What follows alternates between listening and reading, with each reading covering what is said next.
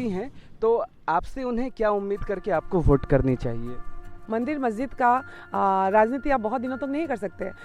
का नाम पूरा दुनिया में फेमस है, कल्पना पटवारी एक सिंगर के रूप में। इस फील्ड का कहा जाए तो आपको अनुभव नहीं है, तो टीम से मैं स्कैम कैसे करूं उसका अनुभव नहीं है। नमस्कार दर्शक, मैं आनंद, आप देख रहे हैं लाइट हाउस लाइव। हम आ चुके हैं असम के बरपेटा ज़िले के होरू खेतरी में, जहां से जो कैंडिडेट हैं उनका नाम है कल्पना पटवारी। हो सकता है आपने भी कभी कल्पना की हो कि ये पॉलिटिक्स में आए और एक समाज सेविका के रूप में आपको आगे बढ़ता दिखे। आइए इनसे मिलते हैं और जानते हैं कि इनकी कैसी तैयारी है, और कुछ सवाल हमारे पास हैं, उन सवालों का जवाब पाने का प्रयास करेंगे। Hello ma'am. नमस्ते। अपना समय देने के लिए थैंक यू। नहीं, आप आए हैं, और सबसे बड़ी बात है इन दिनों मैं असम में हूँ, और जो भी ऐसे इंट्रोडक्शन हो रहा है वो असमिया भाषा में हो रहा है। तो ऐसे में मैं बहुत दिनों बाद और उल्टा मुझे आज जान के अच्छा लगा कि आप बिहार से हैं ओरिजिनली, और बहुत दिनों बाद हिंदी में मुझे बातचीत करके अच्छा लग रहा है। तो आपका स्वागत है। पूछिए आपके मन में क्या है। मैम, सबसे पहले ये जानना चाहेंगे कि यहाँ इलेक्शन है, तो इलेक्शन में महत्वपूर्ण रहता है वोटिंग। तो जो लोग आपके कॉन्स्टिट्यूएंसी के हैं उनसे आप क्या उम्मीद करते हैं कि वो क्या सोच के किस प्रकार निर्णय लेंगे कि कैसे वोट करें, और आप जीतती हैं तो आपसे उन्हें क्या उम्मीद करके आपको वोट करनी चाहिए? असल में जो सवाल है उसी में जवाब भी है कि जो राजनीति जो मंच है, और जो भी हमारे पूरे भारतवर्ष में जो गणतंत्र की जो भी प्रक्रिया है, इसमें वो लेन देन की बात है कि आपको समाज और अलग अलग क्षेत्र आपको दायित्व देता है कि आप एक एक क्षेत्र की आप दायित्व ले, और उस समाज की जो भी समस्याएं हैं, वहाँ उन्नयन की बात हो, वहाँ शिक्षा की बात हो, वहाँ विकास की बात हो, कुल मिला के सब कुछ वो एक क्षेत्र आपको दायित्व देता है, और उल्टा आपसे वो एक्सपेक्ट करता है कि आप उस दायित्व का अच्छा से पालन करेंगे।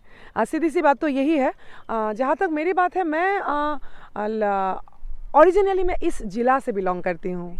मैं बरपेटा रोड में, बरपेटा ज़िला में मेरी पैदाइश है, और यहाँ एक छोटे से गांव से मैं निकलती हूँ। गुवाहाटी में मेरा पढ़ाई लिखाई, मेरे पिता में माता वो दोनों नौकरीशुदा रहे, और उसके बाद कॉटन कॉलेज जैसे अब तो वो विश्वविद्यालय बन गया है, हमारे समय में कॉलेज था, लेकिन कॉटन कॉलेज में एडमिशन पाना मतलब आपको 0.1% भी मायने रखता है। मतलब जो भी मेधावी है उनको ही वो वहाँ वो एक सपना होता है कि कॉटन कॉलेज में आप पढ़ाई करेंगे। तो मैं वहाँ से मैं पढ़ाई कर चुकी हूँ, और बाद में म्यूज़िक को, संगीत को सीरियसली कैरियर ऑप्शन की तरह लेके मुंबई पहुंचती हूँ। और उसके बाद विशाल एक संस्कृति जो उत्तर प्रदेश और बिहार की संस्कृति है वो मेरे सामने आता है, और पिछले 20 सालों से मैं जुड़ी हुई हूँ। लेकिन एक समय ऐसा आया कि मुझे ऐसा लगा कि मैंने अब शेष समय जो है, मतलब अगला, ऐसे तो आयु आपने बोल नहीं सकते कब किसकी बुलावा आ जाए, लेकिन अगर एवरेज में 60 पकड़ूं तो मैंने अपने आप से ये सवाल किया कि अगला लास्ट 20 साल या 15 साल 25 साल कहाँ देना चाहोगे। तो मुझे लगा कि मैं जो भी अब तक सीखी हूँ, असम से निकल के जो मैं गई और सीखी हूँ, वो मुझे, मेरे समाज को उल्टा मुझे देना पड़ेगा। जन्मभूमि के लिए मेरा दायित्व है, और उसके लिए मैं वापस आती हूँ।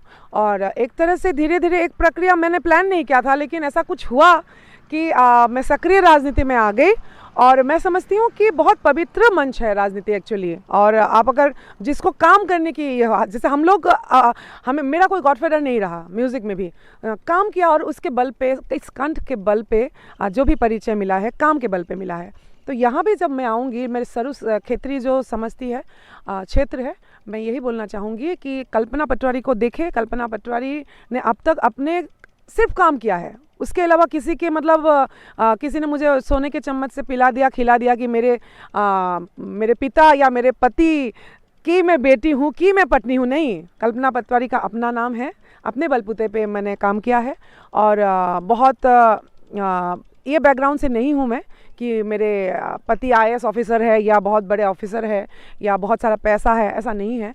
मैं आम जो वोटर है उनमें से ही मैं एक हूँ और उस छोटी छोटी बातों को मैं समझती हूँ कि ये जो बहुत पिछड़ा हुआ इलाका है जो मुझे, और मैं चाहती थी कि मैं रूरल मतलब तृणमूल पर्याय से मैं पॉलिटिक्स को करूँ और इसलिए मैं विधानसभा मैं चुनाव में आई। और चैलेंजिंग है ये जो डेमोग्राफी है एक्चुअली लगभग 1,20,000 माइनॉरिटी इलाका है ये और 80,000 के आसपास जो मेजॉरिटी है, जो मतलब ऑल ओवर इंडिया में जो मेजॉरिटी है वो यहाँ माइनॉरिटी है, तो रेशियो ऐसा है। लेकिन मैं ये नहीं समझती हूँ कि आज के समय में लोग माइनॉरिटी मेजॉरिटी का पॉलिटिक्स है, फिर भी मैं समझती हूँ कि इसमें काम नहीं हुआ। यहाँ AIUDF को चांस दिया इस समाज ने, कांग्रेस अभी जो विधायक है वो कांग्रेस से है, लेकिन काम नहीं हुआ, सबसे इम्पोर्टेंट है। तो आपने जैसा बताया कि जो एरिया है काफ़ी रूरल है और अनडेवलप्ड है जी, तो यहाँ पे जो हमारी जानकारी है कि कांग्रेस के करंट MLA हैं और एक जो हैं वो दूसरी पार्टी के हैं AIUDF, तो इन दोनों के बीच में आप खुद को कहाँ देखती हैं? जैसे मैंने शुरू में कहा कि ये चैलेंजिंग है, लेकिन पॉइंट यहाँ ये है कि 2011 में AIUDF जो एक्चुअली सांप्रदायिक दल है, जो इस्लाम को और मुस्लिम को और मैं तो बोलूँ कि भटकाने का एक दल है कि आप जो मुरब्बी है, मतलब इस दल के जो नेता है वो बहुत बड़े मतलब मिलियनर है हमारे उत्तर पूर्वांचल के, मतलब बहुत बड़े जिनका बिजनेस है, इत्तर का बिजनेस है और वो खुद बड़े पॉलिटिशियन भी है और सऊदी अरब, दुबई जैसे बड़ी बड़ी जगहों में आपका मतलब साम्राज्य है बिजनेस का। सवाल ये है, आप इतने अमीर है, करोड़पति है, आप जिन लोगों को प्रतिनिधित्व करते हैं वो सबसे गरीब क्यों हैं? पहला सवाल ये है। दूसरा सवाल ये पूछा जाता है कि यहाँ कांग्रेस बहुत सबल है, AIUDF सबल है, तो मेरा सवाल ये है कि समझती क्यों, क्षेत्र क्यों इतना दुर्बल है? तो ये सब जो बात है मुझे लगता है कि अब यहाँ के जो जनता है, लोग हैं, उनको भली भांति ये समझ में आता है कि मंदिर मस्जिद का राजनीति आप बहुत दिनों तक नहीं कर सकते। मंदिर मस्जिद में दान ज़रूर दे, ये लोग हमेशा मंदिर मस्जिद में दान देंगे, रास्ता नहीं बनाएंगे। लेकिन यहाँ पे आप देखे होंगे बहुत सारी जगह पे जो बांस से बना हुआ सेतु का है कहेंगे उसको, जो ब्रिज तो बोला नहीं जाएगा, ब्रिज थोड़ा सा भयंकर भी लगता है कि उसके ऊपर गाड़ी नहीं ले जाया जा सकता, गाड़ी नहीं जा सकती। और जो बहुत सारी जगह पे लकड़ी का मतलब टूटा फूटा सा ब्रिज है। तो जो हमारी आस्था है, धर्म है, संस्कृति है, वो तो है ही, लेकिन शिक्षा में भी बजट खर्च करना पड़ेगा, आप रास्ते में भी खर्च करना पड़ेगा। आप वो सब काम कुछ नहीं करोगे, एकदम भयानक हालत में जनता को रखोगे और आप फिर बड़े बड़े इस्लाम और हिंदुत्व के बारे में बात करेंगे, तो ये राजनीति बहुत दिन नहीं चलने वाली है और लोगों को ये समझ में आता है। अच्छा, ये बताइए, आपका नाम पूरा दुनिया में फेमस है, कल्पना पटवारी एक सिंगर के रूप में। इस फील्ड का कहा जाए तो आपको अनुभव नहीं है, तो लोग आपको कैसे चुने, उनका निर्णय किस प्रकार उन्हें लेना चाहिए? मैंने शुरू में कहा है एक्चुअली कि मैं काम के बलबूते पे हूँ, जो भी हूँ काम के बलबूते पे हूँ, और यहाँ भी काम के बलबूते पे। जैसे जो सम्मान कमाया, जो इतने सालों में मैं संगीत के दुनिया में मैंने एक नाम कमाया, पहली बात तो ये है, अचानक 5 साल में अगर मुझे वो दायित्व मिलता है, कल्पना जैसी जो शख्सियत है, हम लोग जो कलाकार है, हम लोग नाम के पीछे पागल है। अब बदनामी नहीं हो जाए, मतलब मेरे वजह से, मेरे काम की वजह से मुझे बदनामी नहीं हो जाए, उसमें इतना हम लोग सचेत रहते हैं। रुपया पैसा जो भी है मेरे पास बहुत AIUDF के नेता के जैसे नहीं है, लेकिन जो भी है उतना काफ़ी है, मैं समझती हूँ। और संगीत की जो कैरियर है मेरा, वो ऐसा नहीं कि अब नीचे जा रहा है इसलिए मैं आई हूँ पैसा कमाने, ऐसा नहीं है। मैं अभी भी चरम पे हूँ और उस समय मैं यहाँ पे आती हूँ। तो ये सब जो बात है, मुझे लगता है पब्लिक और जनता ऑब्जर्व करेगी इस सब बातों को। और जो राजनीतिज्ञ जैसे जो अपने अनुभव के बारे में बोला, क्या अनुभव चाहिए? काम करने की लालच तो है, क्या अनुभव की आप बात करो कि मुझे करप्शन के अनुभव नहीं है, हाँ, कि मुझे स्कीम से मैं स्कैम कैसे करूं उसका अनुभव नहीं है, ये अनुभव मुझे नहीं चाहिए। ये अनुभव से परेशान हो गए हैं बहुत सारे लोग, बहुत सारे क्षेत्र में, और ये क्षेत्र स्वरूपखती क्षेत्र तो परेशान हो चुके हैं ये सब स्कैम और बहुत सारे करप्शन से।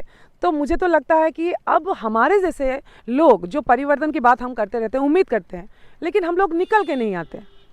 तो मुझे लगता है कि राजनीति में बहुत जो बुद्धिजीवी वर्ग है, समाज के साहित्यक है, स्पोर्ट्स पर्सनलिटी है, हमारे जैसे आर्टिस्ट है, हम सबको समाज निर्माण के खातिर आना चाहिए। और राजनीति तो एक मंच है, अलग से कुछ है नहीं। तो मैं समझती हूँ समाज और देश निर्माण के लिए हर किसी को अपना योगदान देना चाहिए, और उसी में से मैं भी एक हूँ। काफ़ी बार आपका लाइव हमने देखा है, उसमें एक वर्ग का जिक्र किया गया है, बहुरा समाज। तो बहुरा समाज को आप किस बगुरा समाज में मैंने आपके लाइव में ही देखा था, मैं भी ये पहली बार देखा। इसके बारे में क्या कहेंगे, इसका क्या महत्व है या क्यों ये इम्पोर्टेंट? ये बहुत इम्पोर्टेंट सवाल आपने मुझे पूछा है, और मेरी बहुत ये जो विषय है ना, अस्तित्व की विषय है, और मेरे बहुत दिल की इसलिए करीब है। मैं कल्चर को स्टडी भी करती हूँ। जैसे बिहार की अगर बात करें, भिखारी ठाकुर जी के तक जब मैं पहुँचती हूँ, मुझे 4 साल लगता है उनको अध्ययन करने में और उनको स्टडी करने में कि उन्होंने समाज परिवर्तन को लेके उन्होंने आवाज़ उठाया। कैसे आवाज़ उठाया? Through art. उन्होंने नाटक की रचना की, संगीत की रचना की, और हैरान मैं तब रही कि 60-70 ईयर्स तक भिखारी ठाकुर जी को एक बस शेक्सपियर और भोजपुरी लिटरेचर बोल के फुल स्टॉप दिया गया।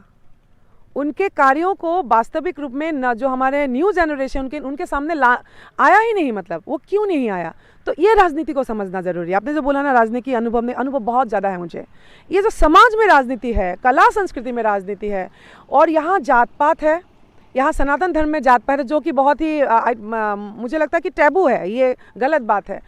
मुझे ऐसा लगता था कि इस्लाम में जात पात नहीं होगा, या फिर उच्च नीच की जो बात है इस्लाम में नहीं होगा, क्योंकि लेकिन मैं यहाँ आके मुझे ये जब जानकारी हुआ कि इस्लाम के अंदर भी उच्च नीच और जात पात है। और बगुरा समाज के सामने मैं जब पहुँची, अचानक लगा कि बगुरा समाज ये है, और उन लोगों ने बोला कि उनको मैंने स्टडी किया, और तुरंत मैंने कनेक्ट भिखारी ठाकुर को किया कि वहाँ जैसे ब्राह्मण समाज, क्षत्रिय समाज, और उसके बाद यादव, ओबीसी, एससी, एसटी, और दलित और महादलित, उत्तर प्रदेश बिहार में मुझे पता लगा इसके बारे में। और यहाँ जब आके मुसलमान समाज के बीच मुझे पता लगा कि यहाँ भी ऐसा है कि बगुरा समाज के पास अपना ज़मीन नहीं है। वो बाकी उच्च वर्ग के लोगों के पास ज़मीन है, अपना खेती बाड़ी है। बगुरा समाज लेकिन किसी और के पास जाके उनको काम करना पड़ता है, मजदूरी करना पड़ता है। कुल मिला के मुझे समझ में आ गया कि ये बहुत शोषित वर्ग है, और जहाँ शोषण है मैं समझती हूँ वही भूपेन हजारिका है, वही भिखारी ठाकुर है, और वही कल्पना है। और मैंने उनके समाज में मैं गई, बात किया, और यहाँ मुझे लगा कि एक खेती होता है धान की खेती, इरी धान की खेती, और थोड़ा और जब बातचीत किया मुझे पता लगा कि आजकल सब लोग व्यस्त है इरी खेती करने में। और जब मैंने महिलाओं से बात किया तो पता लगा कि ये जिनके पास रुपया पैसा है वो इरी खेती चावल नहीं खाएंगे, लेकिन जो दरिद्र एकदम जो वर्ग है जिनके पास रुपया पैसा नहीं है, वो पूरे साल के लिए, पूरे 12 महीने के लिए वो लोग इस खेती का चावल को जमा करके, क्योंकि आगे ना बाढ़ भी आने वाला है, अब जुलाई अगस्त से फिर बाढ़ भी है, पूरा बाढ़ क्षेत्र है ये। तो वो इरी खेती करके वो लोग अपना चावल ये कर रहा है, जमा कर रहे हैं, इतनी गरीबी है। और फिर वापस मैं वही बात करूँगी कि AIUDF की जो नेतृत्व है वो सबसे अमीर है, और वो जिनके ऊपर राजनीति कर रहे हैं वो इरी खेती का धान चावल जमा कर रहा है पूरे साल भर चलने के लिए। समझ रहे हैं ना इस आयरनी को? तो मुझे पता लगा कि बगुरा समाज जो है वो एक्चुअली जो आसाम तो बैम्बूस के लिए बहुत हमारे प्रसिद्ध है, और बैम्बूस से वो लोग इस यहाँ जो आम भाषा है वो बोला जाता है, धारा बोलते हैं। वो क्या बनाते हैं, वो जो दरी जैसा होगा, वो जो मतलब जो दरी मैट वगैरह हो, वो लोग डेली उसको बनाते हैं। और महिलाओं के हाथ जो उन लोगों ने बेचारे मुझे दिखाए काला पड़ गए हैं, मतलब जो बूढ़े बूढ़े लोग हैं ना, आँखों का रोशनी उनका चला जाता है, क्योंकि कंटिन्यूअस बैठ के वो लोग उसको दिन रात काम करते हैं, कम रोशनी में काम करते हैं। तो ये सब जुड़ा हुआ है कि उनकी एक्चुअली यहाँ पे क्या होना चाहिए, जो भी यहाँ पे दायित्व, जो भी विधायक है, कि बगुरा समाज में जो धारे के काम कर रहा है, जो हमारे मेरे लिए तो वो लोग कलाकार है, जो शिल्पकार है, जो हमारे कांथ में लकड़े की जो ऐसे तो मिस्त्री बोला जाएगा, मेरे लिए कलाकार है। इनके समाज में कर्मशाला हो या इनके समाज के लिए मेडिकल ट्रीटमेंट बीच बीच में यहाँ के विधायक का फ़र्ज़ है कि बीच बीच में उनके आइज़ को चेक किया जाए, हेल्थ डॉक्टर्स को बुला के चेकअप हो, फ्री में चेकअप हो। ये सब कार्य नहीं करके और बगुरा समाज को एकदम पीछे रखा गया है। उनके ऊपर सिर्फ उनको वोट बैंक की तरह इस्तेमाल किया गया है। और मैं समझती हूँ कि उनके कल्चर को मैं उम्मीद ये कर रही हूँ कि राजनीति में क्या होगा आई डोंट नो, लेकिन जैसे भिखारी ठाकुर जी के ऊपर मैंने काम किया उसी तरह मुझे लगता है कि कल्चरली मुझे बगुरा समाज में एक ऐसा पीड़ित वर्ग मिला है जिनका जिम्मेदारी सांस्कृतिक रूप से मैं लेती हूँ कि मैं भारतवर्ष तक उनको लेके ज़रूर जाऊँगी। जितना हमने आपसे बात किया समझ में आ रहा है कि आप जो बात कर रही हैं डेवलपमेंट को लेके कर रही हैं और समाज के जो निचले वर्ग हैं उनके उद्धार को लेकर कर रही हैं कि वो आगे बढ़ें। तो कितना उम्मीद किया जा सकता है कि आगे आप नहीं बदलेंगी? देखिए, बदलना और नहीं बदलने का जो बात है ना, सब कुछ एक्चुअली जनता को मैं यही आह्वान कर रही हूँ कि जनता को सचेत होना पड़ेगा। ये मंदिर और मस्जिद का जो राजनीति है वो बेवकूफ़ बनाने की राजनीति है। और अगर मंदिर और मस्जिद के नाम पे अगर आपका रास्ता ठीक हो रहा है, आपका बच्चा अगर अच्छे स्कूल में पढ़ रहा है, आप जो मजदूरी कर रहे हैं, आपकी आगामी पीढ़ी अगर वकील बनने जा रहा है, डॉक्टर बनने जा रहा है, तो आप तो हमेशा इरी खेती करते रहेंगे। फिर इरी खेती अगर हमेशा करना है तो फिर आप मंदिर मस्जिद में व्यस्त रहिए। और अगर आपको ये चाहत है कि ये जो बच्चे सब है, मैं ये बोल रही हूँ कि ये 3 मौजा है यहाँ पे, केंद्रीय विद्यालय चाहिए, 3 केंद्रीय विद्यालय चाहिए, क्योंकि हमारी जो जनता है उनके पास इतना पैसा नहीं है कि प्राइवेट स्कूल में पढ़ाए। और केंद्रीय विद्यालय की जो शिक्षा है बहुत बहुत उच्च कोटि की शिक्षा होती है। गुवाहाटी में बहुत सारे केंद्रीय विद्यालय है और मैंने जब बातचीत किया लोगों से पता लगा यहाँ एक भी केंद्रीय विद्यालय नहीं है। जवाहरलाल नवोदय विद्यालय, ये सब अच्छे अच्छे सरकारी संस्था है। तो मेरी जो मैटरनिटी हॉस्पिटल, मैं बार बार महिलाओं को देख रही हूँ, यहाँ जो मेल न्यूट्रिशन है बच्चों में, जो पोषण मिलना चाहिए खान पान में, वो बच्चों को नहीं मिलता है। महिलाओं का मैक्सिमम जो डेथ रेट है, मतलब जो गर्भवती होती है और डिलीवरी के दौरान जो मृत्यु की जो हार है, ये सब क्षेत्र में महिलाओं की मृत्यु की हार ज़्यादा है। और क्यों ज़्यादा है? तो यहाँ मैटरनिटी हॉस्पिटल भी नहीं है, स्त्री के लिए कोई ट्रीटमेंट नहीं है। या तो आपको बरपेटा जाना पड़ेगा या फिर ज़्यादा सीरियस है तो गुवाहाटी भागना पड़ेगा। तो ये सब की बातों से भटका के लोगों को आप कुछ उल्टा पुल्टा, लोगों को माइनॉरिटी मेजॉरिटी, आप राजनीति के बारे में बात, ऐसे तो माइनॉरिटी मेजॉरिटी मैं ही खुद हूँ। मैं एक हिंदू बेटी हूँ और एक मुसलमान में बहू हूँ। तो जो समन्वय है, जो एकता है, उसको लेके तो दूसरे कोई मुझसे बात ही मत करे, क्योंकि आप लोग भाषण में वो सब बोलते हो, मैं तो डेली जीती हूँ। मैं दिवाली, होली, ईद, रोज़ा, रमज़ान सब कुछ एक करके अपने दिल में रखी हूँ। तो मुझे लगता है कि चारों तरफ से अगर बात आती है, मुझे स्टडी किया जाए। आपके जो लोकल, यहाँ और एक बात आती है कि लोकल मछली, सलानी मछली, क्या क्या, तो आपने लोकल मछली का टेस्ट कर लिया। 2011 में आपको AIUDF मिला, 2016 में आपको कांग्रेस मिला। अगर आप खुश है रिपीट कीजिए, लेकिन अगर आपको उस मछली का खट्टापन या कड़वापन थोड़ा सा भी समझ में आ रहा है तो सरकारी पक्ष में वोट दीजिए, क्योंकि हमेशा यहाँ विरोधी पक्ष में वोट दिया जाता है। मैंने ये ध्यान दिया, स्टडी किया है कि या तो सरकार अगर कांग्रेस का है तो यहाँ निर्दलीय विधायक है, या पिछले बार AGP BJP का मित्रजोट का, अभी मित्र दल का सरकार है तो यहाँ कांग्रेस का विधायक है, हमेशा उल्टा। तो मैं लोगों को जा के ये समझा रही हूँ कि अगर समझती कि आप क्षेत्र की उन्नयन देखना चाहते हैं तो सरकारी पक्ष में आना है। और ये नामुमकिन है कि कांग्रेस इस बार सरकार बनाए, नामुमकिन। लोगों को जितना भी बोले, हवा चलती है ना राजनीति में, ऐसा नहीं है कि 2026 में कांग्रेस वापस नहीं आ सकता, ज़रूर आ सकता है, लेकिन फिलहाल जो हवा है वो बीजेपी का ही है। आपका मानना है फिलहाल जो हवा चल रही है वो बीजेपी? 100% सरकार इसी थोड़ा सा, क्योंकि AIUDF कांग्रेस ने ये किया, मित्रता किया है, वो थोड़ा हिसाब निकास अलग होगा, लेकिन आएगा सरकार तो बनेगा बीजेपी का ही बनेगा। धन्यवाद, आपने हमें इतना समय दिया। और अपने जो वोटर्स को शॉर्ट में कुछ कहना चाहें तो आप कह सकते हैं। नहीं, मुझे सबसे अच्छा लग रहा है कि मैंने जैसे बोला शुरू में कि इन दिनों क्योंकि आसाम में हूँ, असमिया ही बातचीत हो रही है, तो बहुत दिनों बाद मुझे हिंदी मीडिया या फिर पूरे भारतवर्ष के साथ बात करने का मौका मिला है। मैं इतना ही बोलना चाहती हूँ कि लोगों में ये हवा फैलाया जा रहा है कि कल्पना है, बड़ी गायिका है, वो यहाँ क्यों रहेगी, उसका एड्रेस कहाँ है, भाग जाएगी, बहुत सारी बातें। तो लोगों को मैं ये बोल दूँ, खास के आसाम और सरुस क्षेत्र की समाज को ये बोलूँ कि मुंबई से मतलब 20-25 गाना, अभी तो होली आ रहा है, अब बड़े बड़े जो राजस्थान, जैसलमेर, बड़े बड़े शोज़, कॉन्सर्ट मुझे लेके आ रहा है। मैं सब कुछ त्याग करके, सबको मतलब फ़िलहाल के लिए बाय बाय बोल के मैं यहाँ बैठी हूँ। मैं हावली में ही रुकी हुई हूँ। और जब मैं मुंबई छोड़ के आऊँगी और जन्मभूमि के लिए मैं आई हूँ, तो वो मेरा एक निर्णय है।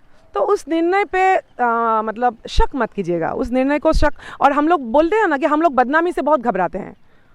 कुछ भी मिले, पैसा मिले नहीं मिले वो अलग बात है, रुपया पैसा कमा लेंगे, लेकिन बदनामी से हम लोगों को इसलिए डर है क्योंकि हम लोगों ने बहुत मेहनत करके नाम कमाया है। ठीक है, तो बदनामी, मैं काम नहीं करूँगी और मेरी बदनामी होगी, मतलब मैं रास्ते में निकल नहीं पाऊँगी और मुझे तो सब लोग पकड़ ही लेंगे, क्योंकि यहाँ मुझे मंच में तो गाना गाने के लिए जाना ही पड़ेगा, तो मैं भाग के कहीं नहीं जा सकती हूँ। तो यही उम्मीद करती हूँ कि बहुत सोच समझ के समाज निर्णय लेगी। धन्यवाद। जैसा कि आपने सुना, कल्पना जी से हमारी बात हुई और बात के बीच में एक बार मछली का भी जिक्र आया था। तो तय आपको करना है कि मछली का स्वाद आपको अच्छा लगा या कांटा आपके गले में फंसा था। आपके लिए जो ज़रूरी है, आपके कॉन्स्टिट्यूएंसी में, आपके अंचल में, आप घर से बाहर निकलते हैं तो आपको क्या दिखता है, और इलेक्शन के वक्त नेताओं के मुंह से निकलने वाला आवाज़ आपके कानों में कैसा जाता है। आपको तय करना है कि आप जैसे हैं वैसा ही आपको रहना है। आपको तय करना है कि कौन आपके भविष्य को सुधार सकता है। ये सोचना ज़रूरी है कि आपके इलाके में शिक्षा कैसी है, आपके इलाके में डेवलपमेंट कैसा है, सड़कें कैसी हैं, और हमेशा चुनाव का मुद्दा विकास ही होना चाहिए। अभी के लिए इतना ही, दोबारा जल्द ही आपसे मिलेंगे। धन्यवाद।